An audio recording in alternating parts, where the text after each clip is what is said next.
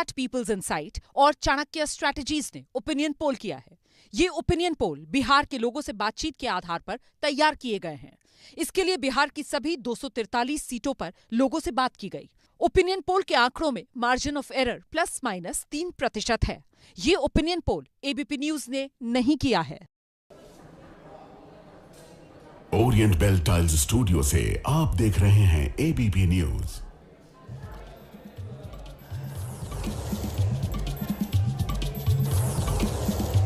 नमस्कार, ABP news पर हाजिर हूं मैं रुमाना इसार खान। शाम के 4 बज रहे हैं।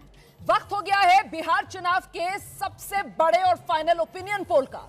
चुनाव 2025, सबसे बड़ा सवाल तेजस्वी या फिर से नीतीश, कौन बनेगा मुख्यमंत्री? बिहार विधानसभा चुनाव के पहले चरण की 121 सीटों के लिए अब से 2 घंटे के बाद प्रचार का शोर थमने जा रहा है। पहले दौर के आखिरी प्रचार से पहले एबीपी न्यूज आपके लिए लेकर आया है बिहार चुनाव का फाइनल ओपिनियन पोल।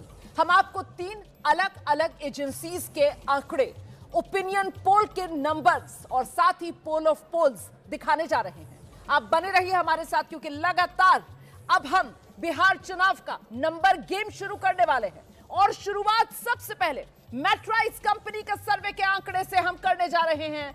आपके सामने मैं ये आंकड़े रखने जा रही हूं और मैट्राइज का ओपिनियन पोल का नंबर क्या कहता है? ओपिनियन पोल का नंबर यह कहता है कि एनडीए के खाते में 153 से 164 सीटें जा सकती है। महागठबंधन बहुत पीछे 76 से 87 सीटों पर सिमट सकती है। जनसुराज प्रशांत किशोर की पार्टी अपनी मौजूदगी तक दर्ज नहीं करा पा रही। महज 1 से 3 सीटों पर प्रशांत किशोर अपना खाता खोलने में कामयाब हो पाएंगे। वहीं असदुद्दीन ओवैसी भी 2020 के मुकाबले इस बार बिहार की चुनावी राजनीति में मध्यम पड़ते हुए सिर्फ 1 से 2 सीटों पर सिमट जाएंगे।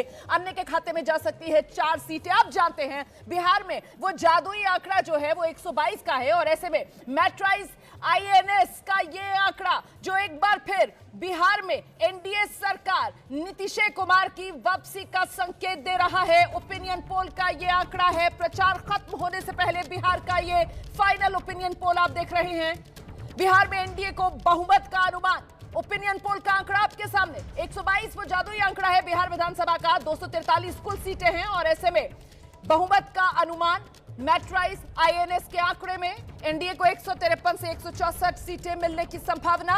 महागठबंधन 76 से 87 सीट पर सिमट जाएगा। और ऐसे में ये जो 153 से 164 सीट एनडीए के खाते में जा रही है, तो एनडीए के जो अलग अलग 5 दल हैं, उन दलों से किस तरीके से ये सीटों का ब्रेकअप आ रहा है, ओपिनियन पोल का ये आंकड़ा क्या कह रहा है, ये नंबर देख लीजिए आप। इसमें बीजेपी के खाते में 83 से 87 सीटें जा सकती है। जेडीयू दूसरे नंबर पर रहेगी 61 से 65 सीटों के साथ। वहीं जीतन राम मांझी की पार्टी 4 से 5 सीटें जीत सकती है। चिराग पासवान लड़े तो 29 सीटों पर हैं, लेकिन 4 से 5 सीटें ही चिराग पासवान की पार्टी के पास जाती हुई उपेंद्र कुशवाहा की पार्टी आरएलएम के पास 1 से 2 सीटें जा सकती है। तो ये ब्रेकअप है। एनडीए जो 153 से 164 सीट पर जा सकता है ओपिनियन पोल के आंकड़े के हिसाब से, उसमें सबसे बड़ी पार्टी के तौर पर बीजेपी अपने आप को स्थापित करेगी। ये ओपिनियन पोल का आंकड़ा बता रहा है। फिलहाल ये अनुमान है। रियल पिक्चर के लिए इंतजार 14 नवंबर का करना होगा। और इस बीच ये देख लीजिए आप जरा, महागठबंधन जो 76 से 87 सीटों पर सिमटता हुआ रुक रहा है, उसमें सबसे बड़ी पार्टी के तौर पर आरजेडी अपनी मौजूदगी दर्ज कराते हुए 62 से 66 सीटें आरजेडी के खाते में जा सकती है।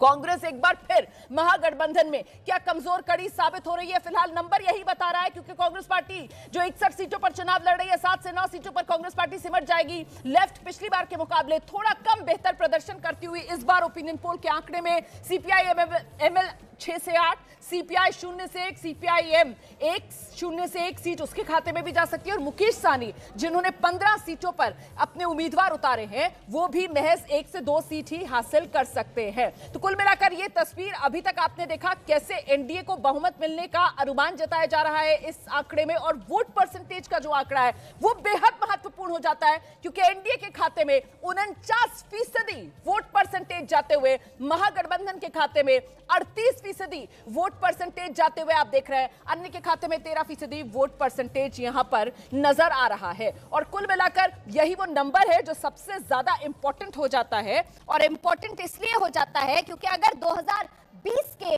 नतीजों पर आप नजर डालेंगे और वहां पर अगर वोट परसेंटेज की बात की जाएगी तो मामला बिल्कुल बराबरी, बिल्कुल टाई का आप कह सकती हैं था।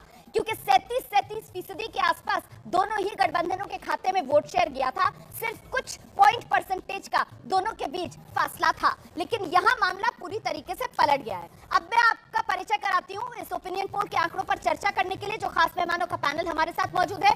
बीजेपी की तरफ से प्रवक्ता प्रीति शेखर हमारे साथ जुड़ रही है, जेडीयू प्रवक्ता राजीव रंजन हमारे साथ मौजूद हैं, उत्पल बल्लभ आरजेडी के प्रवक्ता हमारे साथ जुड़ गए हैं, ए के वाजपेयी साहब प्रवक्ता एलजेपीआर के हमारे साथ मौजूद है, कुमार सौरभ प्रवक्ता जनसुराज के हमारे साथ जुड़ गए हैं, और साथ ही 3 खास मेहमान यहाँ स्टूडियो में मेरे साथ मौजूद हैं, जिसमें मनोज कुमार सिंह डायरेक्टर है मैट्राइज एजेंसी जिसने ये सर्वे किया है, इसके अलावा हमारे साथ वरिष्ठ पत्रकार आदेश रावल मौजूद हैं, और मेरी सहयोगी एबीपी न्यूज की पॉलिटिकल एडिटर मेघा प्रसाद भी हमारे साथ मौजूद हैं। हम सबसे पहले आपको लेकर चलेंगे, हमारे साथ प्रीति शेखर मौजूद है। प्रीति जी, आपको बधाई से शुरुआत की जाए क्या? ये आंकड़ा तो यही कह रहा है कि बम्पर जीत एक बार फिर से एनडीए की, और सबसे मजबूत कड़ी एनडीए के भीतर बीजेपी साबित हो रही है। प्रीति जी। जी बिल्कुल, ये ओपिनियन पोल तो हम लोगों के चेहरे पर खुशी लाने वाला ही साबित होगा, और होना भी है, ये अवश्यंभावी है।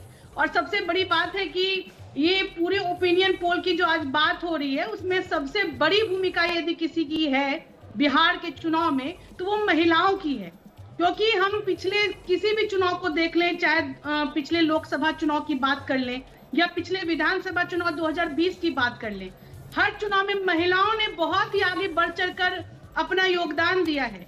और पिछले विधानसभा चुनाव में तो लगभग 167 सीटों पर महिलाओं ने बढ़कर मतदान किया, और वो लगभग सभी की सभी सीटें हमारी एनडीए के झोली में आई।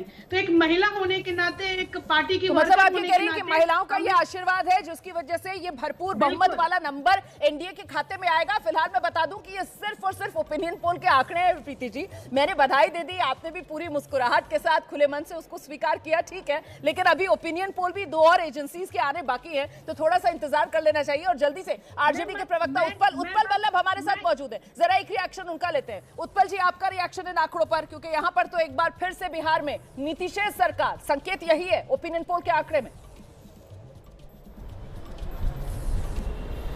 देखिए, ओपिनियन पोल मैं पिछले 2 चुनाव में आप देख लीजिए, ओपिनियन पोल और एग्जिट पोल में काफी अंतर होता है। मैं तो कहता हूं कि ये पलट सा जाता है। खैर, ये कौन एजेंसी की है, उनका क्या आधार है, ये उनका हो सकता है, लेकिन राष्ट्रीय जनता दल बिहार की बड़ी पार्टी है और सबसे बड़ी पार्टी है, और यहाँ हमारे भी पार्टी के सब लोग लगे हुए हैं बिहार में। हमें जो फीडबैक मिल रही है, हम पूर्ण बहुमत की सरकार बनाने जा रहे हैं। अब कुछ आंकड़े मैं आपको बता दूं। हाँ। आप 2010 से उतारिए, 2010 से चलिए, जब हमारी पार्टी की सबसे खराब परफॉर्मेंस थी। हाँ। हम 22 से 75 का सफर किए हैं और 80 तक का सफर किए हैं। अब वही दूसरी ओर आप भाजपा को देखिए। भाजपा, आप देखिएगा कि नरेंद्र मोदी जी सबसे चमत्कारिक नेता रहे हैं भाजपा के अभी तक 2014 से। तो 2014 के बाद नरेंद्र मोदी जी के जब इमर्ज हुए एक चमत्कारिक नेता के तौर पे, तो 2015 में पहला चुनाव नरेंद्र मोदी जी के नेतृत्व में भाजपा लड़ती है। उस समय 91 विधायक इनके पास थे, और 2015 में नरेंद्र मोदी जी की चमत्कारिक नेतृत्व में महज 53। आप समझ सकते हैं कि नरेंद्र मोदी जी को तो शुरू में ही नकार दिया जब इनके चरम पे हवा डोलते थे, जब कहते थे कि बयार बहता है, उसी समय, और अब तक ये पुराने रिकॉर्ड को नहीं छू पाए पिछले 2 चुनाव से। तो ये इसलिए ये ओपिनियन पोल जो है 2015 जिसको लेकर बीजेपी को आईना दिखाने का काम कर रहे हैं, 2015 में तो आपके पास भी नाम नीतीश साथ था ना आरजेडी के, तो उसका फायदा आपको भी मिला था और इसी वजह से आप भी सत्ता में आए थे। तो तब से तो सर अब तक गंगा में कितना पानी बह चुका ना। एक सेकंड सर, अभी तो देखिए बहुत लंबी बातचीत है, अभी तो अन्य एजेंसीज भी है और उनके ओपिनियन पोल के आंकड़े भी है, थोड़ा तो संयम बरत कीजिए। मैं जरा सा और रिएक्शन ले लेती हूँ सर। राजीव रंजन जी को लेकर आइए। राजीव रंजन जी जेडीयू के प्रवक्ता हमारे साथ मौजूद है। सर, ये जो आंकड़ा है इस पर आपका शॉर्ट रिएक्शन, मैं एक छोटा रिएक्शन पहले सबसे ले लेती हूँ। राजीव रंजन जी, ओपिनियन पोल का आंकड़ा सर। ठीक है। ओपिनियन पोल्स सबके अलग अलग रुझान हो सकते हैं। इतनी बात है कि इससे एक संकेत एक बहुत ही बड़े अंतर से। सर आवाज बहुत खराब आ रही है, मैं इसको ठीक करवाती हूँ। राजीव जी, दोबारा आपके पास आऊंगी, लेकिन आपकी एक बात मुझे समझ में आई है। आप कह रहे हैं कि साहब सबके अलग अलग हो सकते हैं, लेकिन एक बात जरूर है कि इससे संकेत जरूर मिल रहा है। और कुमार सौरभ जनसुराज के प्रवक्ता हमारे साथ मौजूद है। ये जो पहला हमने नंबर दिखाया है, ओपिनियन पोल का जो पहला आंकड़ा हमने दिखाया है, उससे एक संकेत ये मिल रहा है, पीके फीके पड़ गए। कुमार सौरभ, पीके बिल्कुल फीके नहीं पड़े हैं रुमाना जी। जब एनडीए और महागठबंधन के लोग हेलीकॉप्टर के खुलने का इंतजार कर रहे थे और साइक्लोन के थमने का इंतजार कर रहे थे, तब बिहार की सड़कों पर एक साइक्लोन मौजूद था। उसका नाम है प्रशांत किशोर और जनसुराज के कार्यकर्ता। आपको 14 नवंबर, अरे भाई ये तो बहुत अच्छी बात है कि कम से कम जीरो जो बता रहे थे सारे लोग, अब 1 से 3 और कुछ वोट परसेंटेज देने लगे, वरना हम तो शून्य थे इनके लिए। 14 नवंबर को उत्तर बिहार में इनका कैसे सुपड़ा साफ होगा और दक्षिण बिहार में भी हम कैसे मजबूती से लड़ रहे हैं, ये हम जमीन पर है रुमाना जी। इससे पहले भी सारे जो विश्लेषक थे उन्होंने 95% कह दिया था कि 400 सीटें आएंगी, और कितनी सीटें आई वो सबको पता है। बंगाल में क्या हुआ ये सबको पता सहमत है। नहीं, आप सहमत नहीं है ना? आप ओपिनियन पोल के इस आंकड़े से सहमत नहीं है। ये माहौल और से प्रोपेगेंडा नहीं चलेगा। ठीक है। मैट्राइज के देखिए यहाँ पर हमारे साथ जो मनोज जी हैं वो मौजूद हैं, उनके पास मैं लेकर चलूंगी दर्शकों को, लेकिन उससे पहले AK वाजपेयी साहब हमारे साथ जुड़ रहे हैं, LJPR के प्रवक्ता हैं, उनसे एक क्विक रिएक्शन। वाजपेयी सर, आपका कॉमेंट ओपिनियन पोल के इन आंकड़ों से आप सहमत हैं? झटका आपको भी लग रहा है? वैसे आपकी पार्टी को जबरदस्त झटका, 29 सीटों पर लड़ रहे हैं और 4 से 5 पर सिमट रहे हैं। मैं जवाब देता मैं जवाब देता हूँ। देखिए, ये जो सर्वे आपका रिजल्ट ओपिनियन पोल का दिखा रहा है, ये किसी हद तक तो ठीक है, लेकिन जब हमारी पार्टी का आप नंबर दिखाते हैं तो उससे हम सहमत नहीं है। बिकॉज कल ही एक सर्वे आया था, उसमें हमारी पार्टी को 19 से 21 सीटें दिखाई जा रही हैं, और हमारे को जो ग्राउंड से रिपोर्ट आ रही है वो भी उसी तरह दर्शा रही है कि हमारी पार्टी ज्यादा स्कोर करने जा रही है। नहीं, मैं समझ सकती हूँ आपकी, थोड़ा और स्कोर बढ़ेगा। मैं समझ सकती हूँ आपकी मुश्किल। आप सिरे से तो इस ओपिनियन पोल को खारिज कर नहीं सकते, क्योंकि एनडीए तो बहुमत के साथ सत्ता में आ रहा है, लेकिन वो कहते हैं ना, मीठा मीठा गप गप कड़वा कड़वा थू थू, जब अपने पर बात आई तो नहीं, आपके हलक के नीचे नहीं उतर रहा है। कुल मिलाकर यहाँ पर सभी ठीकरा कहीं ना कहीं मैट्राइज के नंबर्स पर फोड़ है ना। डायरेक्टर है सर हमारे साथ मैट्राइज के, मनोज सिंह जी, जरा उन्हीं के पास दर्शकों को लेकर चलेंगे। मनोज जी आइए, डिफेंड कीजिए इन नंबर्स को। जी, नंबर का देखिए, सबसे बड़ी बात है कि बिहार में जिस तरीके से माहौल पिछले 2 महीने में चेंजेज हुआ और नीतीश कुमार की जो पॉपुलैरिटी बढ़ी है, पहले हम लोगों ने जब पहला सर्वे लेकर आया था 3 महीने पहले, तो उनकी पॉपुलैरिटी 31 से 32% दिया जा रहा था कि उनके चेहरे के ऊपर लोग वोट देंगे, लेकिन आज 44 और 46% तक उनकी पॉपुलैरिटी बढ़ रही है। तो ये साफ जाहिर हो रहा है कि कहीं न कहीं नीतीश कुमार फिर वापस आते हुए दिख रहे हैं। दूसरी बात है कि जो महिलाएं बीजेपी और जेडीयू की जो दोनों बेस वोटर इनकी रही हुई हैं, और 10,000 का उसमें कमाल भी है, 44-45% महिलाएं कह रही हैं कि नहीं भाई मैं उनके साथ ही हूं और नीतीश के साथ हूं। तो ये सारी चीजें बनाकर, और जिस तरीके से बीजेपी का प्रचार है जंगल राज का, तो लोगों को याद दिलाया जा रहा है कि भाई पीछे सरकार जो लालू की थी तो कितना खतरनाक थी। जिस तरह से हम लोगों ने पूर्णिया में बैठे हुए थे कि काफ़ी अच्छे फैमिली के यहाँ बैठे हुए थे, तो उनका कहना था कि किसी भी स्थिति में आरजेडी नहीं आना चाहिए, नहीं तो हम लोग यहाँ से बिजनेस को समेटकर बाहर ले जाएंगे। जिस तरीके से पलायन की बात की जा रही थी, लोगों का कहना है कि सबसे ज्यादा पलायन यदि बिहार में होगा तो आरजेडी को वापस, जंगल राज वाला मुद्दा काम कर गया है एनडीए के फेवर में, आप ये कह रहे हैं? और तेजस्वी वापस से आए हैं, इस कारण उन्होंने रोजगार की बात की है, लेकिन आप देखिएगा मैंने डाटा दिया उसमें 48% लोग कह रहे हैं कि ये झूठ बोल रहे हैं। ठीक है सर, मैं जरा सा राजीव रंजन जी के पास अब दर्शकों को लेकर चलूंगी, लेकिन राजीव जी, मेरे मन में इस आंकड़े को देखकर और अभी तक के विश्लेषण को देखकर एक सवाल आता है कि अगर नीतीश कुमार और वो सीएम की पसंद के तौर पर 46% के साथ सबसे आगे खड़े हुए हैं, जिस बात का जिक्र यहां पर मनोज जी कर रहे हैं जो मैट्राइज के डायरेक्टर हैं कि साहब जो महिलाएं हैं वो मजबूती से नीतीश की वजह से एनडीए के साथ हैं, तो फिर सर ऐसा क्यों हो रहा है कि एनडीए में सबसे बड़ी पार्टी के तौर पर तो बीजेपी, और बीजेपी जेडीयू से कई आगे नजर आ रही है, जेडीयू दूसरे नंबर पर सिमटती हुई नजर आ रही है, स्ट्राइक रेट के मामले में बीजेपी से तो पिछड़ गई जेडीयू। देखिए, मैंने आपको क्या कहा जी, ये जो भी सर्वेज हैं, अलग अलग सर्वेज के अलग अलग रुझान, अलग अलग उनके निष्कर्षों की व्याख्या हम कर सकते हैं, लेकिन एक बात बिल्कुल साफ है, हाल के दिनों में जितने भी ओपिनियन पोल्स हो रहे हैं, एक बड़ी बढ़त, एक निर्णायक बढ़त एनडीए के पक्ष में दिखती है। नीतीश कुमार जी की लोकप्रियता काफ़ी तेजी से बढ़ी है, या हम कहें कि जो पहले के मुकाबले काफ़ी हद तक वो पुराने दौर में उनकी वापसी दिखती है। उससे ये संकेत बिल्कुल साफ है कि हम काफ़ी मजबूत, हो सकता है 2010 के नतीजों के आसपास होगी।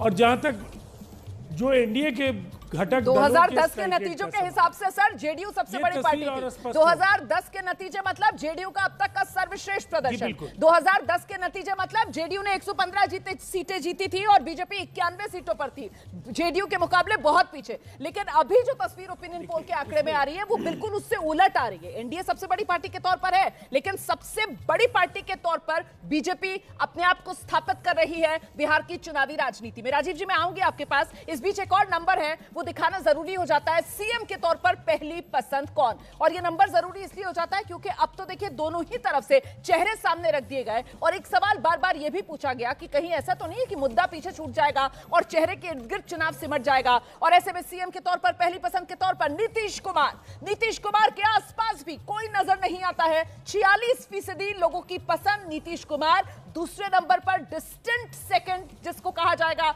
वो तेजस्वी यादव जरूर हैं, लेकिन नीतीश कुमार के मुकाबले लोकप्रियता के मामले में बहुत पीछे हैं। 15% लोग ही तेजस्वी यादव को बतौर मुख्यमंत्री देखना पसंद करते हैं। तीसरे नंबर पर चिराग पासवान है 8% लोगों की पसंद के तौर पर, और प्रशांत किशोर भी देखिए तीसरे नंबर पर 8% लोगों की पसंद के तौर पर जरूर है, पर उनकी पार्टी कोई कमाल कर नहीं पा रही है। और इस लिस्ट में जो एक और नाम है वो सम्राट चौधरी का है। 4% लोगों की पसंद सम्राट चौधरी भी बतौर मुख्यमंत्री के यहां पर नजर आ रहे हैं।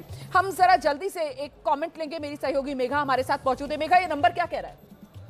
देखिए, ये जो नंबर अभी तो सिर्फ मैट्रिक्स के नंबर्स हमने दिखाए हैं और 2 और ओपिनियन पोल्स के नंबर्स आने बाकी हैं। लेकिन एक चीज़ जो मैं इस बिना पे बताऊंगी रोमाना, क्योंकि 10 दिन जो मैंने अभी बताया है बिहार में और लोगों से जाकर बात करी, अलग अलग निर्वाचन क्षेत्र गई, मैं ग्राउंड रिपोर्ट्स करके आई हूँ, तो एक बात समझ में आती है कि बीजेपी को एज ज़रूर है, बीजेपी अलायंस को, पूरी एनडीए अलायंस को एज ज़रूर है। एज क्यों है?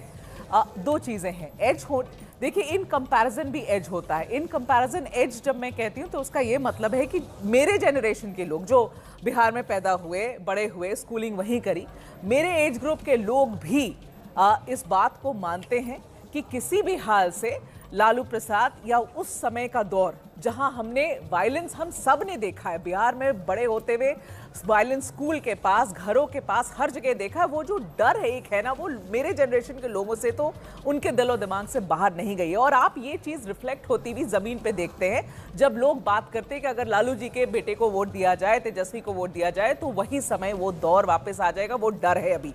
तो इन कंपैरिजन आप देखिए, एक वो डर है, दूसरी तरफ एक भरोसा उन लोगों को थोड़ा सा नरेंद्र मोदी जी के चेहरे पर, नीतीश जी के चेहरे पर भरोसा। एक बड़ी इंटरेस्टिंग रोचक बात जो मैंने इस बार नोटिस करी रोमाना, ये थी कि जो आप भी वो फैक्टर बता रही हैं कि जो एंटी इनकम्बेंसी 18-19 साल की दिखनी चाहिए थी, वो जमीन पे इसलिए नहीं इस बार दिख रही है क्योंकि लोग, अब आप नॉर्मल लोग से जाके बात करेंगे और वो आपको बताएंगे कि पुल भी बना है, रोड भी बना है, व्यापार भी चल रहा है, पैसे भी कमा रहे हैं, चीजें ठीक हैं। तो वो जो एक गुस्सा और रोष जो हम देखे थे पिछली बार 5 साल पहले जब चुनाव हो रहे थे नीतीश कुमार जी के अगेंस्ट, उस वक्त गुस्सा था और तेजस्वी की ग्राफ बिल्कुल ऊपर जाती हुई दिख रही थी कि बस अब यही अगला मुख्यमंत्री बिहार का बनने वाला है। वो पूरा माहौल इस बार उल्टा है। नीतीश जी अभी भी मुख्यमंत्री है, लेकिन वो गुस्सा नहीं है लोगों में। क्या वो सिंपैथी फैक्टर है? क्योंकि देखिए कितने तरह तरह की वीडियोस नीतीश जी के बाहर आई हैं, लेकिन वो सिंपैथी फैक्टर के बारे में कोई बात नहीं करता। बात ये कहता है कि विकास हुआ है, ठीक है, सब ठीक है। और तेजस्वी की जो ग्राफ पिछले बार हम लोग ने देखी थी, जिस तरह की हुजूम आती थी उसे देखने के लिए, जो कि फाइनली वोट्स में to an extent of course convert हुई थी क्योंकि वो बड़ी पार्टी बन के उभरे थे, इस बार वो भी नहीं दिख रही है। तो एक जो माहौल बन रहा है, बिल्कुल आदेश को लेकर आते हैं इस चर्चा में। तो मतलब आदेश, वो जो नैरेटिव कहा जा रहा था कि देखिए कौन बाजी मारेगा नैरेटिव बनाने में, एक तरफ से एनडीए जो आकर जंगल राज की याद लोगों को दिला रहा था और साथ ही वो अपने विकास के कार्य गिनाए जा रहा था, दूसरी तरफ से तेजस्वी यादव जिन्होंने कमान संभाली हुई थी और वो बार बार बेरोजगारी और फिर वो रोजगार की गारंटी, मतलब नैरेटिव सेट करने में यहां पर बाजी मारी है एनडीए ने और उसी का ये फायदा जो एनडीए को मिल रहा है और बेरोजगारी वाला मुद्दा हवा हवाई साबित हो रहा है। देखिए रोमाना, अभी ये ओपिनियन है एक सर्वे कंपनी का, उन्होंने कहा है कि इतना नंबर एनडीए को जा रहा है, लेकिन इसमें बहुत ज़्यादा डिफरेंस है, मुझे ऐसा नहीं लगता। क्योंकि जैसे चुनाव पास आएगा आप देखेंगे कि ये नंबर घट जाएगा। आप देखिए कि 2020 का जो विधानसभा चुनाव था वो महागठबंधन सिर्फ 12,000 वोट के डिफरेंस से हारा था और तब एलजेपी जो रामविलास पासवान है वो अलग थे इनसे। और अब की बार आप देखिए कि राहुल गांधी ने जो परसों जो डुबकी लगाई है, दरअसल वो मछली नहीं पकड़ रहे थे, वो वोट पकड़ रहे थे। वो वोट किसकी थी? वो वोट थी निषाद की, वो वोट थी मल्ला की। और जो डिप्टी सीएम बनाया मुकेश सहनी को, मुझे लगता है कि उसका बड़ा प्रभाव पड़ेगा। और अगर मैं सिर्फ मल्ला वोट ही देखूं तो लगभग 2.6% के आसपास वो बैठता है, और निषाद जोड़ दूं तो 4.6 हो जाता है। तो इसको भी आप डिस्काउंट नहीं कर, इसको आप नकार नहीं सकते हैं। मुझे लगता है कि ठीक है, नंबर है, एक कंपनी ने अपना सर्वे किया है, लेकिन इतना ज़्यादा डिफरेंस मुझे नज़र नहीं आता है। इसके और भी बहुत सारे कारण। आपने कहा कि नौकरी वाला मुद्दा क्या डिस्कार्ड हो गया? नहीं हुआ है अभी, क्योंकि अभी हमारे पास फाइनल रिजल्ट तो आया नहीं है। तेजस्वी यादव ने सोच समझ के पिछली बार की तरह एक युवा वर्ग है उसको टारगेट किया है, क्योंकि वो जानते हैं कि वहाँ बड़ा जो इशू है बेरोजगारी का है।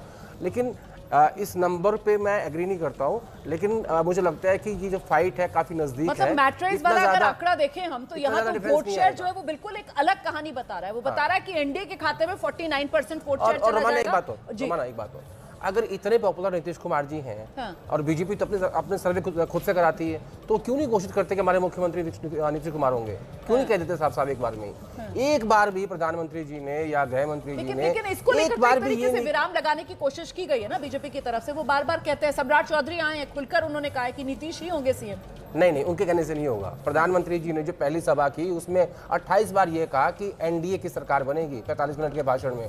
एक बार भी क्या प्रधानमंत्री जी ने या गृह मंत्री जी ने ये कहा है? उन्होंने कहा कि नई विधायक दल की बैठक में फैसला होगा।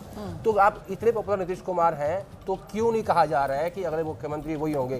क्योंकि बीजेपी जो इशारा कर रही है कि ठीक है एनडीए को बम्पर जीत, नीतीश लोकप्रिय हैं, लेकिन बावजूद इसके सबसे बड़ी पार्टी के तौर पर और जेडीयू से कई ज्यादा सीटें बीजेपी के खाते में जाने वाली हैं। क्या इसका कोई इंटरनल पोर बीजेपी के पास है क्या, कि इस तरीके की कोई भविष्यवाणी अभी या आश्वासन बीजेपी के जो आला नेतृत्व है उसकी तरफ से नहीं दिया जा रहा है? इस पर हमारी नजर रहेगी। फिलहाल आगे बढ़ेंगे हम। मैट्राइज की बात कर ली है, अब अगली एजेंसी जिसका नंबर मैं आपको दिखाने जा रही हूं, और ये पोलस्ट्रैट एजेंसी है जिसके नंबर्स अब मैं आपको स्क्रीन पर दिखाने वाली हूं। कुल 243 बिहार विधानसभा की सीटें, और लीजिए 243 सीटों वाली बिहार विधानसभा में एनडीए को बहुमत पोलस्ट्रैट भी दे रहा है। 133 से 143 सीटें एनडीए के खाते में जा सकती हैं। महागठबंधन 93 से 102, जनसुराज वही 1 से 3 के आसपास सिमटता हुआ, एआईएमआईएम भी वही 2 से 3 के आसपास सिमटती हुई, अन्य के खाते में 0 से 2। लेकिन मैट्राइज के मुकाबले यहां पर एनडीए और महागठबंधन के बीच फासला जरूर कुछ कम होता हुआ नजर आ रहा है। तो यह आंकड़ा पोलस्ट्रैट का आंकड़ा, पोलस्ट्रैट पीपल्स इनसाइट, और पोलस्ट्रैट पीपल्स इनसाइट के हिसाब से भी बिहार में एक बार फिर एनडीए सरकार की वापसी होने जा रही है। ओपिनियन पोल का यह आंकड़ा है। 2 सर्वे एजेंसीज के नंबर मैं अब तक आपको दिखा चुकी हूं, मैट्राइज भी और पोलस्ट्रैट भी। दोनों एजेंसीज बिहार में अब की बार फिर से नीतीश सरकार इसी के संकेत दे रही हैं। और ऐसे में अब जरा ब्रेकअप आपको दिखाते चलते हैं। ये जो 133 से 143 एनडीए को सीटें मिल रही हैं, इसका ब्रेकअप कैसे सामने आ रहा है आपके सामने है। इस पे बीजेपी के खाते में 70 से 72 सीटें जाएंगी, जेडीयू 53 से 56, जो जीतन राम मांझी की पार्टी है 0 से 2 सीटें। यहां एलजेपी रामविलास पासवान पार्टी को 10 से 12 सीटें मिलने का अनुमान जताया गया है। तो ये नंबर यहां पर अपने आप पे बहुत कुछ कहता हुआ नजर आ रहा है। लेकिन एक बात गौर करने वाली ये कि इस आंकड़े में भी जेडीयू के मुकाबले बीजेपी आगे और काफी आगे। उसी तरीके का एक फासला बीजेपी और जेडीयू के बीच जिस तरीके का मैट्राइज वाले सर्वे में देखने के लिए मिला था, यहां पर भी सबसे बड़े दल के तौर पर बीजेपी ही अपनी धमक दिखा रही है। ओपिनियन पोल का यह आंकड़ा है, मैं फिर से आपको बता दूं। और पोलस्ट्रैट के आंकड़े में महागठबंधन की जो सीटों का ब्रेकअप है वो भी अब आप देख लीजिए। महागठबंधन में आरजेडी सबसे बड़े दल के तौर पर 69 से 72 सीटें हासिल करेगी, और बढ़िया स्ट्राइक रेट यहां पर आरजेडी का नजर आ रहा है। 69 से 72 सीटों के साथ आरजेडी सबसे आगे, कांग्रेस फिर से कमजोर कड़ी साबित होती हुई महागठबंधन में 2020 की तरह। और बिल्कुल मैट्राइज में भी इसी तरीके से कांग्रेस कमजोर कड़ी साबित हो रही थी। एक बार फिर ये जो पोलस्ट्रैट का नंबर है ओपिनियन पोल का, इसमें भी कांग्रेस कमजोर कड़ी 10 से 13 सीटों पर सिमटती हुई। लेफ्ट पार्टियां 14 से 15 सीटें हासिल कर सकती है। मुकेश सहनी के खाते में 1 से 2 सीटें जा सकती हैं, और जो आईएपी पार्टी है उसके खाते में भी 0 से 1 सीट जा सकती है। अब आ जाइए वोट शेयर पर, और वोट शेयर क्या कहता है। तो पोलस्ट्रैट का वोट शेयर आपके सामने। पोलस्ट्रैट के मुताबिक एनडीए के खाते में 45% वोट शेयर जा सकता है, महागठबंधन के खाते में 39% वोट शेयर, अन्य के खाते में 16% वोट शेयर। तो कुल मिलाकर यह बड़ा आंकड़ा है, और इस आंकड़े आंकड़े के हिसाब से 2020 के मुकाबले एनडीए की बल्ले बल्ले। 2020 में भी एनडीए ने बहुमत का आंकड़ा हासिल किया था, 122 जादुई आंकड़ा। एनडीए के खाते में 125 सीटें गई थी, लेकिन तब वोट शेयर के मामले में बेहद करीबी मामला था। लेकिन इस बार एनडीए महागठबंधन से कई गुना आगे नजर आ रहा है वोट शेयर के मामले में, और कहीं ना कहीं इसके पीछे वजह, आदेश आपसे शुरुआत करूंगी, वो जिस तरीके से जातिगत समीकरण और चिराग पासवान को साथ ले लेना, उसी का ये फायदा यहां पर एनडीए को नजर आ रहा है। पिछली बार 37% के आसपास वोट शेयर, और इस बार बढ़कर एनडीए का वोट शेयर 45%। पिछला वाला ओपिनियन पोल 49% पर पहुंचा रहा था। देखिए, पिछले वाले से इसमें ज्यादा संख्या मिली है महागठबंधन को, हाँ, कंपैरिजन के तौर पे बिल्कुल गैप कम हुआ है, मैंने कहा यही बात मैं कह रहा था। हाँ। कि अभी के ओपिनियन पोल है, फर्स्ट फेज की वोटिंग परसों को होगी, उसके बाद सेकंड फेज आएगा, तो इतनी इसका सैंपल साइज क्या है मुझे नहीं पता, ठीक है, लेकिन मैं इतना कह सकता हूँ आपको कि इतना ज्यादा डिफरेंस नहीं मिलेगा। बड़ा क्लोज इलेक्शन है, सीट वाइज इलेक्शन है, हर सीट के जातिगत समीकरण अलग है। कोई ऐसा मुद्दा नहीं है कि जो पैन बिहार में आपको मिल जाएगा कि हाँ पूरे बिहार में एक ही मुद्दे पे, बेरोजगारी पे या एंटी इनकम्बेंसी पे, किस पे चुनाव हो रहा हो, कोई ऐसा मुद्दा दोनों तरफ से नहीं है। ठीक है, हर सीट पे जातिगत समीकरण के हिसाब से। तो मेघा जाति जीत तय कर रही है, जाति है कि जाति नहीं? बिहार के संदर्भ में बार बार हम ये बात कहते हैं, जाति है कि जाति नहीं, तो जाति ही जीत तय कर रही है। बिल्कुल नहीं जाती। बड़ी इंटरेस्टिंग सी बात मैं आपको बताती हूँ। देखिए, जाति पर तो वोट पड़ती है, आज भी पड़ती है, और इस बार भी पड़ेगी। तो ये सोचना कि हम विकास करेंगे या कुछ और मुद्दे उठाएंगे उससे कुछ मैटर बदल जाएगा, शायद ऐसा नहीं होगा। कास्ट सबसे प्राइमरी रीजन कास्ट है, उसके बाद सेकेंडरी रीजन में आप डेवलपमेंट, विकास ला सकते हैं, अन्य चीज ला सकते हैं, लेकिन मुख्य रीजन जाति होगी, पहली बात। दूसरी बात, मैं आपको एक बात बताऊं, 70 से ज्यादा ऐसी सीटें हैं बिहार में, 70 से ज्यादा, एक्चुअली 78 के आसपास ऐसी सीटें हैं बिहार में जहां ये कास्ट, ये जो जाति समीकरण है ना, वो काम नहीं आता है रुमाना। और मैं आपको मतलब वहां की जो स्टैट्स है, मैं उसके हिसाब से आपको बात बता रही हूँ। 78 ऐसी सीट्स हैं जहां जाति नहीं बल्कि धर्म, हिंदू मुस्लिम के हिसाब से इलेक्शन डिसाइड होता है। ये आप अगर आप पढ़ेंगी या ट्रेडिशनली ये सारे जो देखेंगी किस तरीके से यहाँ पर वोटिंग होती इन सारे 78 सीट्स में, तो आप समझेंगी कि यहाँ जाति की कोई वैल्यू नहीं है। यहाँ जाति से ऊपर उठकर लोग धर्म के नाम पर वोट देते हैं, या तो हिंदू या मुसलमान।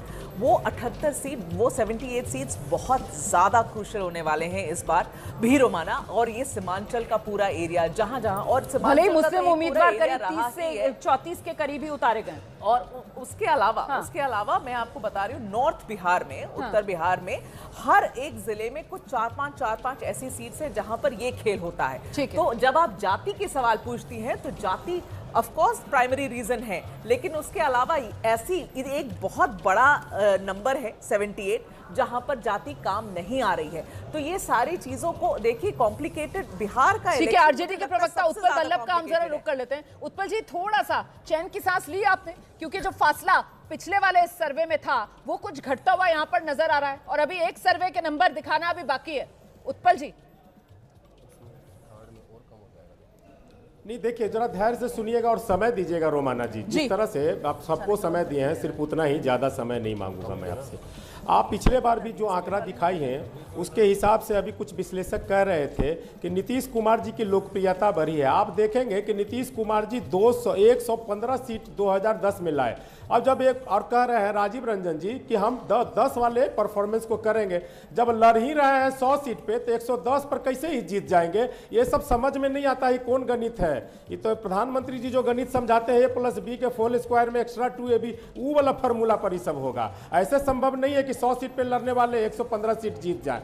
दूसरी बात मैं कह रहा हूं कि आप लगातार देखेंगे कि नीतीश कुमार जी के नेतृत्व में चुनाव लड़ा गया, तो नीतीश जी की अपनी पार्टी उनके चेहरा पे लड़ते हैं और आप आरोप लगाते हैं, या भाजपा पे लगाते हैं या महागठबंधन पे लगाते हैं कि अब तेजस्वी जी नीतीश जी के चेहरे पे ले आए। अब जब नीतीश जी तेजस्वी जी के चेहरे पे अपनी पार्टी का विधायक बढ़ा लेते हैं और उनकी खुद की पार्टी नहीं बढ़ती है, उनकी खुद की पार्टी का विधायक की संख्या घट जाती है, तो ये सब जो तर्क दे रहे हैं ये संभव नहीं है। 2020 में तो नीतीश कुमार तेजस्वी जी के नेतृत्व में चुनाव लड़ा गया, सबसे बड़ी पार्टी के रूप में उभरी हमारी पार्टी बिहार की, नहीं गठबंधन की नहीं, पूरे बिहार की पार्टियों में सबसे ज्यादा विधायक हमारे थे। अब वोट शेयर की बात करते हैं तो पार्टी की इंडिविजुअल अगर बात करते हैं तो सबसे ज्यादा वोट शेयर हमारी पार्टी की थी। रही बात महागठबंधन के वोट शेयर, तो दशमलव का अंतर था, कोई सिंगल डिजिट में नहीं था। पूर्णांक में नहीं अंतर था, मैं कह रहा हूं कि दशमलव में अंतर था। तो ये इतिहास है। और मैं बता दूं आपको कि लोकप्रियता की बात कर रहे थे आप, इनकी लोकप्रियता के आधार पर तो इनका जो डिक्लाइन का आंकड़ा है कि 2015 से 73 और 73 के बाद 43, और ये गणित अगर ऐसे ही डिक्लाइन करते रहे तो 20-25 सीट से ज्यादा ही लाने वाले नहीं। और यही ग्राउंड पर हकीकत है। हम लोग भी बिहार में घूमते हैं, बिहार में जाते हैं और सभी जगहों पे जाते हैं। आज आप नोट कर लीजिए, 25 सीट से ज्यादा ही नहीं लाने वाले हैं। एक और बात मैं रोमाना जी करता हूं, बिहार के नौजवान नौकरी पे वोटिंग करेंगी, शिक्षा पे आप बताइए कि नीतीश कुमार जी के मुख्यमंत्री बनने के बाद जो बिहार में बच्चे जन्मे हैं वो 86% मैट्रिक नहीं पास कर सके हैं। अब 86% वो सिर्फ मुसलमान के बच्चे नहीं होंगे, हिंदू मुसलमान पे वोटिंग नहीं होना है, रोजी पे होना है, शिक्षा पे होना है, रोजगार पे होना है, दवाई पे होना है, पढ़ाई पे होना है, सिंचाई पे होना है, जो जरूरी बुनियादी सुविधा है, जरूरत है, उस पे ये वोटिंग होना है। मैं आती हूँ सर, मैं आती हूँ। अभी मैं सबका आकलन भी ले लूंगी कि आखिरकार वो सबसे बड़ा मुद्दा क्या लग रहा है आपको जिस पर वोट पड़ेंगे। लेकिन उससे पहले राजीव जी उत्पल जी ने बात तो बिल्कुल देखिए सोना ने सच कही है कि साहब सपने देख रहे हैं 2010 वाले और सीटें 101 है जिस पर चुनाव लड़ रहे हैं। तो ऐसे में ये दूर के ढोल सुहाने हैं सर। और बार बार एक चीज जो उभर कर आ रही है सर, इन संकेतों में जो ओपिनियन पोल के आंकड़े से मिल रहा है कि जैसे जैसे एनडीए का ग्राफ नीचे जा रहा है वैसे वैसे जेडीयू का प्रदर्शन और खराब होता हुआ नजर आ रहा है। ऐसा क्यों राजीव जी? बीजेपी के मुकाबले जेडीयू पिछड़ रही है सर परफॉर्मेंस। जी मैंने आपको कहा नहीं, मैं आपको जो कहना चाहता हूँ, इतना सामान्य ज्ञान तो मैं आरजेडी को सुन रहा था और मुझे हैरानी होती है, इतने विद्वान प्रवक्ता आखिर कहाँ से आ गए हैं। इतना ज्ञान तो हम लोगों को भी है कि हम लोग 101 सीटें लड़े तो 115 कहाँ लाएंगे। मैंने अपनी पार्टी का प्रदर्शन नहीं कहा था, मैंने कहा था एनडीए 2010 के प्रदर्शन से बेहतर कर सकती है, उसके आसपास रह सकती है, मैंने ये कहा था। और ये हालात वही हैं, हम लोग उधर ही जा रहे हैं। और लोकप्रियता का पैमाना तो जनादेश है। लोकसभा चुनाव में करारी पटकनी आरजेडी को हम लोगों ने दी है। 75% का स्ट्राइक रेट है हमारा और हम लोगों ने 40 सीटों में 30 सीटें जीती और उसके बाद विधानसभा के उपचुनाव हुए। जो लोग 2020 से आगे नहीं बढ़ पाते हैं उनको 2024 और उसके बाद के विधानसभा के उपचुनाव भी देखने चाहिए, जहां 100% का स्ट्राइक रेट हमारा विधानसभा के उपचुनाव में रहा और वहां आरजेडी और कांग्रेस को पूरी तरह से हम लोगों ने समेट दिया। अब देखिए, आदेश रावल जी ने कहा, अमित शाह जी ने और प्रधानमंत्री जी ने सीएम चेहरे को लेकर के कुछ नहीं कहा और लोगों के कहने से नहीं होगा।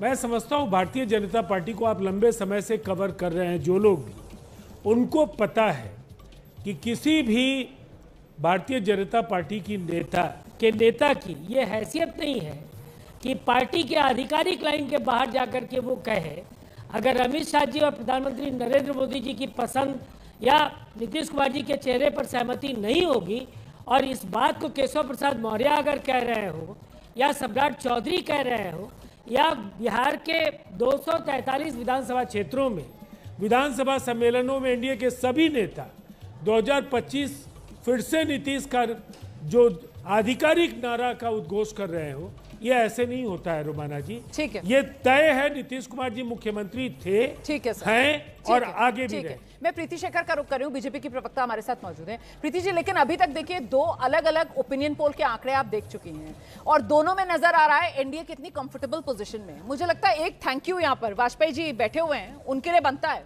क्योंकि ये जो विनिंग एज और विनिंग मार्जिन जो बढ़ रहा है एनडीए का, ये चिराग पासवान की पार्टी की वजह से। वाजपेयी जी के लिए थैंक यू बोलना चाहेंगे आप? रोमाना जी, ये एनडीए का बिहार में संयुक्त प्रयास है और हमारे पास नरेंद्र मोदी जी, नीतीश कुमार जी, हमारे एनडीए के नेता, चाहे मांझी जी हो, कुशवाहा जी हो, चाहे फिर चिराग पासवान जी हो, सबका कॉमन इफर्ट है और इन सबों में दम भी है और दमखम से हम चुनाव भी लड़ रहे हैं। और आज जो यह पूरा परिणाम जो सामने ओपिनियन पोल के रूप में सामने आ रहा है, उसमें एक बात बिल्कुल सत्यता के साथ सामने आ रही है कि सभी जगह चुनावों में एंटी इनकम्बेंसी देखने को मिलता है, लेकिन ये बिहार चुनाव है जहां पर आज भी लोगों को एनडीए पर भरोसा है, एनडीए के नेताओं पर भरोसा है और आज भी सबों का स्नेह, सम्मान, प्यार, समर्पण और अपना वोट के रूप में आशीर्वाद एनडीए के ऊपर आज भी बनता हुआ दिख रहा है, इसमें कोई दो राय नहीं। और वो इसलिए है क्योंकि लंबे समय में रोमाना जी, हमारे चाहे मोदी जी और नीतीश जी की जोड़ी ने बिहार में बहुआयामी काम किए हैं और उनके ही प्रयास से आज चाहे नीतीश जी और मोदी जी की जोड़ी तो 2020 में भी थी ना, 2020 में भी थी। लेकिन सवाल तो मेरा वाजपेयी जी को ले आइए जरा स्क्रीन पर। वाजपेयी जी, वो राजनीति भी कहते हैं ना कि एक और एक सिर्फ दो नहीं होता है, और एक और एक कई बार 11 बन जाता है। और ये चिराग पासवान का एनडीए में आना और पिछली बार 2020 में चिराग पासवान का एनडीए से बाहर जाकर अलग से चुनाव लड़ना, ये सारा समीकरण उसी की वजह से बदलता बनता, एनडीए के लिए बिगड़ता, महागठबंधन के लिए नजर आ रहा है क्या? वाजपेयी जी, आपका असेसमेंट। तो ये तो हमारे लिए खुशी का कारण है कि हमारे नेता की वजह से अगर आपका आकलन ये कहता है कि वोट बढ़ रहा है, ये तो बहुत अच्छी बात है। लेकिन एक बात ये भी तय है कि हम लोगों ने मई जून से ये बात शुरू कर दिया था कि तो मोदी और नीतीश तक ही सिमटे हुए हैं, चिराग पासवान का नाम ही लेने को राजी नहीं है। कोई बात नहीं, चलिए, मैंने तो मौका दिया था कि अच्छा है, साथी हैं, एक दूसरे से अच्छे रिश्ते बन जाएं। देखिए, ऐसा है, हम मई जून से ही लगातार पांचों पार्टियों के नेता बाकायदा डिस्ट्रिक्ट हेडक्वार्टर पे जाके मीटिंगें करते थे बिहार में, और उस वक्त ये कहा करते थे कि 2025, 225 और फिर से नीतीश। तो ये कंफ्यूजन क्रिएट कराने की कोशिश तो की गई, लेकिन वो लगता नहीं है कि कामयाब हो पाएगी। और हम लोग शुरू से ये भी विश्वास हमारा है कि जो हमने काम किया है, जो जंगल राज से तुलना करो तो हमारा काम 90 गुना ज़्यादा बढ़िया होगा, ये उसी का नतीजा आने वाला है। लेकिन अब तीसरा जो आप ओपिनियन पोल दिखाएंगे, हो सकता है हमारी सीटें और बढ़ जाएं। देखो, तीसरे ओपिनियन पोल के नंबर्स का थोड़ा इंतजार कर लेते हैं। और ये 2025, 225 ये कहकर अपने ही गठबंधन को आप घेरते हुए ज्यादा नजर आ रहे हैं, क्योंकि अभी तक जो पहला ओपिनियन पोल का नंबर था उसके मुकाबले दूसरे ओपिनियन पोल के नंबर में तो एनडीए के नंबर घट रहे हैं। तो ये मामला अगर ढलान की तरफ है तो फिर क्या होगा 2025 एनडीए 225 का? कहीं ये मामला उल्टा तो नहीं पड़ जाएगा? वाजपेयी जी, इंतजार कीजिए, तीसरा ओपिनियन पोल और उसका नंबर आना अभी बाकी है, पिक्चर अभी बाकी है। एक और ओपिनियन पोल का आंकड़ा मैं आपको दिखाऊंगी, लेकिन उससे पहले जल्दी से आपको लेकर चलेंगे जन स्वराज की तरफ से। कुमार सौरभ हमारे साथ मौजूद हैं। प्रशांत किशोर कोई कमाल नहीं कर पा रहे अभी तक। 2 ओपिनियन पोल और दोनों ओपिनियन पोल के आंकड़े यही संकेत, यही संदेश दे रहे हैं। कुमार सौरभ, सारी मेहनत पर पानी फिर गया। मेरा एक रिक्वेस्ट है कि चुनाव के 36 घंटे पहले इसको विनम्रता के साथ ओपिनियन पोल नहीं, एटमॉस्फेयर पोल कहा जाए, इसलिए कि सर जो आप नाम तय करेंगे वो थोड़ी कहेंगे, जो नाम है वही कहेंगे। नहीं, मैंने विनम्रता से अपनी बात कही है। मैं ये नहीं कह रहा हूँ कि आप चेंज कर दीजिए। मैं ये कह रहा हूँ कि ये एटमॉस्फेयर पोल नहीं है तो क्या है? अच्छा देखिए, इसी पोल में साफ तौर पर दिख रहा है कि हनुमान जी, जामवंत जी और सुग्रीव जी ये निपट गए हैं। आप ही के पोल के अनुसार कोई 5 से नीचे है, किसी को 0 to 1 है, 0 to 2 है। अब आते हैं एक ओपिनियन पोल में, यह भी कहीं और बताया गया, इस बार महिलाओं का वोट एक तरफा जा रहा है। 70% मोटा मोटी एनडीए को जा रहा है, यानी 3.5 करोड़ टोटल महिलाओं का वोट है, 10,000 इफेक्ट, 2.1 करोड़ वोट हुआ। अगर उसका 70% करते हैं तो 1.5 करोड़ लगभग वोट एनडीए को है। तो इस हिसाब से तो भैया इनको 40%, 45% नंबर आ गया, यानी 160 से 70 सीटें आ गई। देखिए, ये माहौल जो टीवी स्टूडियो में बैठकर बनाया जा रहा है और जमीन पर जो वास्तविकता है, उस दोनों में बहुत फर्क है। आप एक विधानसभा में प्रशांत किशोर जी और जन स्वराज का जो रोड शो और ये रैली हो रहा है, जरा उसकी भी तस्वीर एक बार देख लीजिए। उसकी तस्वीर हम देखते भी हैं और उसकी तस्वीर दिखाते भी हैं, और साथ ही साथ कितने ऐसे उदाहरण भी हैं कि जहां पर लोग रैलियों में तो जमकर पहुंचते हैं, देखने के लिए लोग बहुत पहुंचते हैं, सुनने के लिए लोग बहुत पहुंचते हैं, लेकिन जब बात वोट देने की आती है तो फिर ये भी कहते सुनते लोगों को हम देखते हैं कि साहब वोट खराब नहीं करेंगे, अभी और थोड़ा सा पकने की जरूरत है, अभी और थोड़ा सा इंतजार की जरूरत है। एक सेकंड, मनोज जी हमारे साथ मौजूद हैं, मनोज जी हमारे साथ मौजूद हैं और उन्होंने सर्वे किया है, और जरा उन्हीं से जान लेते हैं। यहाँ पर जन स्वराज को शिकायत हो रही है, वो कह रहे हैं साहब इसका नाम आप ओपिनियन पोल नहीं, एटमॉस्फेयर पोल रख लीजिए, आप तो माहौल बना रहे हैं, भीड़ देखिए आप कितनी आ रही है। मनोज, ये आरोप वो लगा सकते हैं कि चूंकि माहौल बनाने में वो पहले से अनुभवी है हम लोगों से ज्यादा, तो उस चीज़ को हम लोग वो समझ रहे होंगे कि कैसे माहौल बना है। जहाँ तक बात है, देखिए बिहार के लोगों का, ये मैं मानने के लिए पूरी तरह से तैयार हूँ कि 243 सीटों पे अपनी प्रशांत किशोर ने उपस्थिति दर्ज कराई है, लोगों के बीच गए, और यही कारण है कि जो 8%, 9% जो इनको वोट शेयर मिल रहा है, ये मिल रहा है। लेकिन ये भी सच्चाई है कि बिहार के 243 सीटों पे कोई एक सीट ऐसा नहीं है जहां पे ये प्रशांत किशोर बोले कि मैं इनको खड़ा कराता हूं और मेरे नाम पर जीत कराए। ये भी सच्चाई है बिहार की। तो अभी चुनाव में आए हैं, लोगों को बांधने की कोशिश किया, उन्होंने अपने साथ लोगों को जोड़ा, लेकिन अभी इनका रिजल्ट आते हुए सरकार बनाने वाले में प्रशांत किशोर जी ने 4 बातें बोली थी जिसपे मैं अभी भी सहमत हूं। एक उन्होंने बोला कि या तो मैं तो 10 सीट लाऊंगा या 150 सीट लेकर जाऊंगा, तो उन्होंने स्वीकार किया कि मैं 10 तक आ सकता हूं। दूसरा उन्होंने कहा कि नीतीश कुमार चुनाव के बाद नहीं रहेंगे, ये भी बात उन्होंने कहा, ये मैं भी मानता हूं कि हो सकता है कि नीतीश कुमार चुनाव के बाद नहीं हो। तीसरा उन्होंने एक बात और बोला कि तेजस्वी मुख्यमंत्री नहीं बनेंगे, ये मैं लिख कर देता हूं। तो ये 2-3 बातें हैं जो प्रशांत किशोर जी ने पूरी तरह से क्लियर कर चुका है कि चुनाव के बाद और पहले किस तरीके से बिहार की राजनीति जा रही है। तो रोमाना जी, दूसरी बात है कि आखिर जेडीयू को क्यों इतना गेन मिला। जिस तरीके से मैंने बताया ना कि बीजेपी और एनडीए दोनों का कोर वोटर जो है महिलाएं हैं, और आज बिहार में जब आप जाएंगे उनके बीच में बात करेंगी तो एक तरफा वो बताती हैं कि हमारे लिए नीतीश कुमार क्यों जरूरी है। एक छोटा सा उदाहरण देता हूं अलीनगर का, जहां पे मैथिली ठाकुर खड़ी हैं। आप शहर के बीच में बैठेंगी, आप तो लोगों के उनके प्रति जब बात करेंगे तो लगेगा कि ये मैथिली कहीं से चुनाव नहीं जीत पाएंगे, लेकिन मैथिली को जिताने के लिए वहां की महिलाएं, मिथिलांचल की महिलाएं वो तत्पर हैं। और मुझसे पूछेगा तो मैं मैथिली की सीट को अभी खतरे में मान रहा हूं, लेकिन वहां के लोगों को कहना है कि चुनाव के दिन आप आइएगा और देखिएगा मैथिली माला पहन के वहां से निकलेंगे। तो इस तरीके से सीटों का बंटवारा अपने तरीके से, अब जैसे चुनाव बहुत लोकल है। एक चीज कही जाएगी बिहार के इस बार 2025 के चुनाव में, कहीं कोई ऐसी बड़ी लहर नहीं है, चुनाव एक तरफा नहीं है, चुनाव एक एक सीट पर लड़ा जा रहा है, चुनाव उम्मीदवारों के नाम पर। और आप कितना भी कह लीजिए, मैं फिर से इस बात को दोहरा दूं,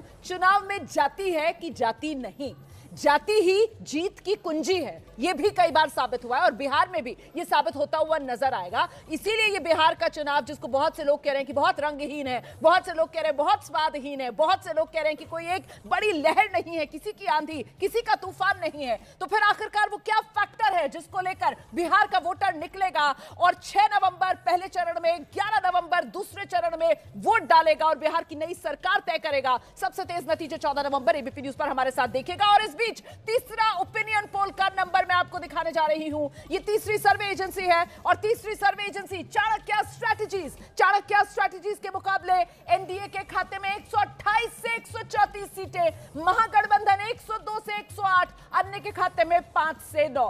कुल मिलाकर यहां पर भी बहुमत का आंकड़ा एनडीए के पास जा रहा है, एनडीए ही सरकार बना रहा है। लेकिन पिछले 2 ओपिनियन पोल के आंकड़ों के मुताबिक एनडीए का नंबर और घटता हुआ, महागठबंधन का नंबर और बढ़ता हुआ नजर आ रहा है। चाणक्य स्ट्रैटेजीज के सर्वे में एनडीए को बहुमत का अनुमान, बहुमत का आंकड़ा बिहार में जादुई आंकड़ा 122 है। एनडीए को 128 से 134 सीटें मिल रही हैं, महागठबंधन 102 से 108 सीटें मिलने की संभावना चाणक्य स्ट्रैटेजीज के ओपिनियन पोल में जताई जा रही है। 5 से 9 सीट अन्य के खाते में जा सकती हैं। और अब जरा आपको ब्रेकअप भी दिखा दें हम, लेकिन उससे पहले जरा क्विक एक रिएक्शन लेंगे हम। प्रीति जी के पास लेकर चलते हैं पहले दर्शकों को। बीजेपी की प्रवक्ता हमारे साथ मौजूद हैं। प्रीति जी, ये खतरे की घंटी तो नहीं है? 1, 2, 3 और लगातार हर ओपिनियन पोल में एनडीए का नंबर कम और कम डाउन, हालांकि तीनों में बहुमत का आंकड़ा कंफर्टेबली पार कर रही है एनडीए। प्रीति, तो रोमाना जी, ये ओपिनियन पोल का ब्लास्ट है जो विपक्षियों के घर में जाकर वो जो ना बॉम्ब अब फूटने वाला है, और शायद कहीं वे चुनावी मैदान से कहीं अपने आप को पीछे न ढकेल लें। और हमारे लिए तो बहुत उत्साहित करने वाला है। और पूरा एनडीए, यहाँ पर कोई एक पार्टी चुनाव नहीं लड़ रही है हमारी, बल्कि पूरा एनडीए एकजुट होकर नीतीश जी के चेहरे पर, उनके नेतृत्व में यह चुनाव लड़ा जा रहा है। और लोगों का विश्वास हमारे साथ है, और ये भरोसा कोई एक दिनों का नहीं है, बल्कि लगातार 2005 से 2025 के चुनाव में जब हम आ रहे हैं तो इतने वर्षों का लंबा साथ है, हमारा समर्पण है, हमारा सुशासन है, महिलाओं के प्रति हमारे कार्य है, युवाओं का को देने वाला हमारा रोजगार है। और आज इसी के आधार पर नीतीश के नाम पर भरोसा आप कह रही है ना। उत्पल बल्लभ का रुख करेंगे, प्रवक्ता आरजेडी के हमारे साथ मौजूद हैं। उम्मीदवार के तौर पर सीएम के तेजस्वी यादव का नाम आगे बढ़ाना, तेजस्वी प्रण संकल्प पत्र को नाम देना, कुछ काम ना आया। तेजस्वी के मुकाबले नीतीश भारी पड़ते हुए नजर आ रहे हैं। ओपिनियन पोल का आंकड़ा तो यही बता रहा है। उत्पल बल्लभ जी,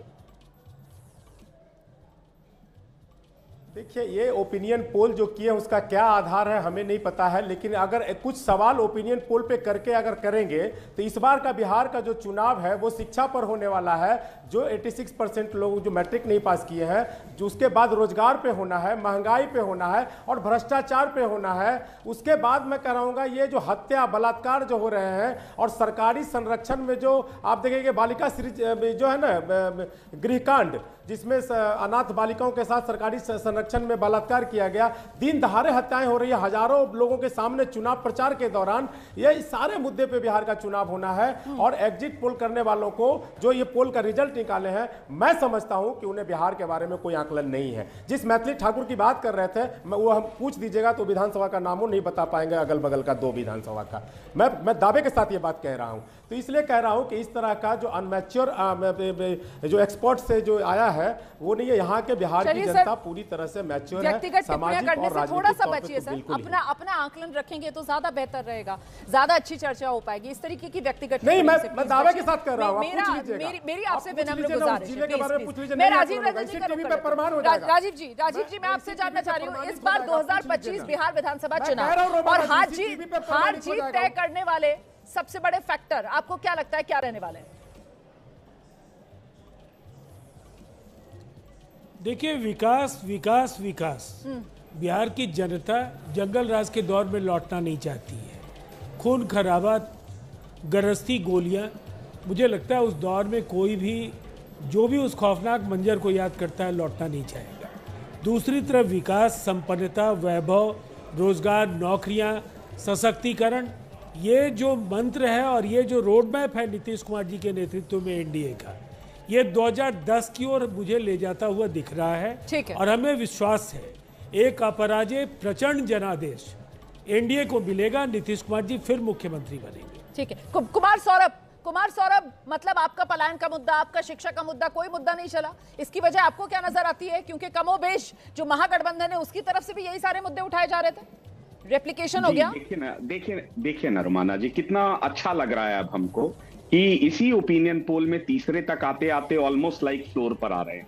दूसरी बात यह है कि अगर आप प्रधानमंत्री जी, गृह मंत्री जी और बाकी लोगों को देखिए, उनकी बातें क्या होती थी 2020 के चुनाव में, और अब उनके लिए भी कैसे बाढ़, पलायन और अन्य जो हैं मुद्दे अब आ रहे हैं। दूसरा, राजीव जी का बात जरूर शुरू होता है विकास से, लेकिन वो घुसपैठिया, बटोगे तो कटोगे, कब्रिस्तान, पाकिस्तान, सुलेमान, ये सारी चीजों पर फाइनली आ ही जाते हैं। और हम लोगों ने क्या कहा है?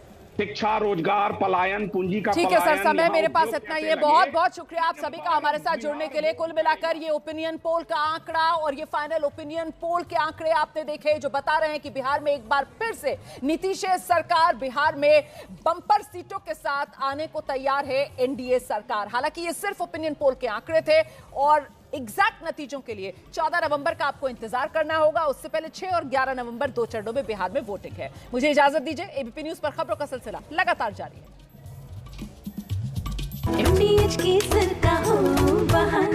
और सबसे बड़ी बात है कि ये पूरे ओपिनियन पोल की जो आज बात हो रही है उसमें सबसे बड़ी भूमिका यदि किसी की है बिहार के चुनाव में तो वो महिलाओं की है।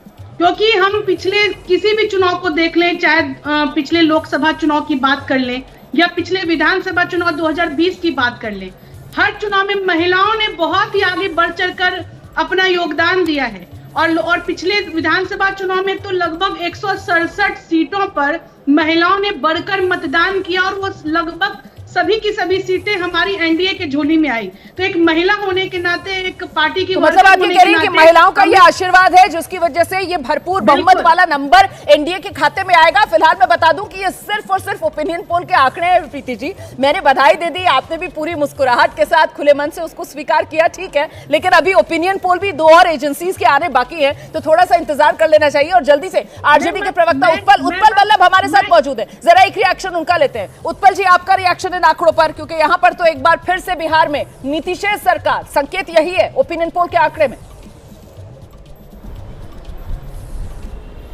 देखिए, ओपिनियन पोल मैं पिछले 2 चुनाव में आप देख लीजिए, ओपिनियन पोल और एग्जिट पोल में काफी अंतर होता है। मैं तो कहता हूं कि ये पलट सा जाता है। खैर, ये कौन एजेंसी किए है, उनका क्या आधार है, ये उनका हो सकता है, लेकिन राष्ट्रीय जनता दल बिहार की बड़ी पार्टी है और सबसे बड़ी पार्टी है और यहाँ हमारे भी पार्टी के सब लोग लगे हुए हैं बिहार में। हमें जो फीडबैक मिल रही है, हम पूर्ण बहुमत की सरकार बनाने जा रहे हैं। अब कुछ आंकड़े मैं आपको बता दूं। आप 2010 से उतारिए, 2010 से चलिए जब हमारी पार्टी की सबसे खराब परफॉर्मेंस थी। हम 22 से 75 का सफर किए हैं और 80 तक का सफर किए हैं। अब वही दूसरी ओर आप भाजपा को देखिए।